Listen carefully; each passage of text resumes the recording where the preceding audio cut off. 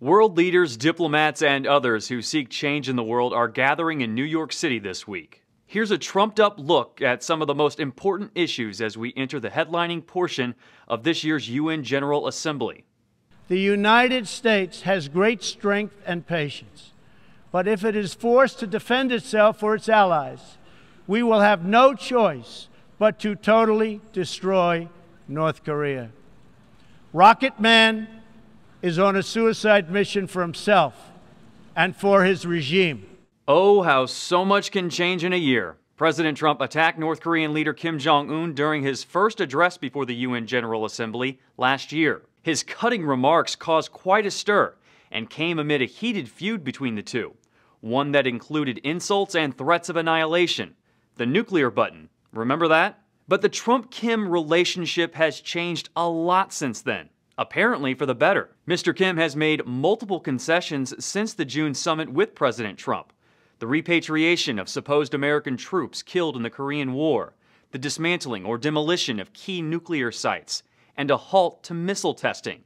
But still, no timeline for denuclearization. Look for the U.S. to use this week to continue pressuring North Korea to abandon its nuclear pursuits, and for the North to possibly lay out demands of its own. These are all somewhat baby steps as they go forward, but as long as they're going in the right direction, that's something we want to do. But at the end of the day, we have to know that the final line is total denuclearization with verification and accountability in that process. Trade wars are good and easy to win. President Trump's words from back in March. They didn't sit well with a lot of people who prefer he drop his more confrontational tariff policy. But months later, the president is not backing down. In fact, he continues to dump kerosene on an already inflamed trade dispute with the world. His administration imposed new tariffs on $200 billion in Chinese imports.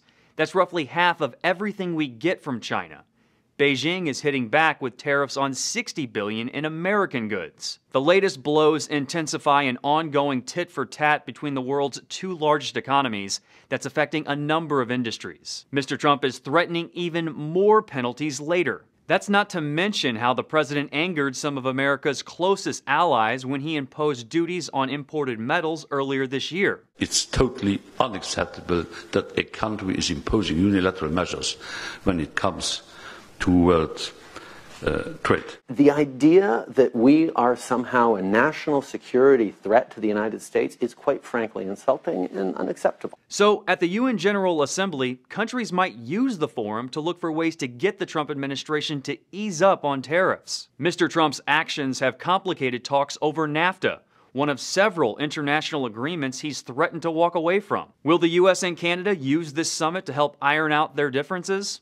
Lots of unknowns. And number 3, another big issue that's bound to come up this week, the unsolvable quagmire in the Middle East. Is President Trump's pro-Israel approach working?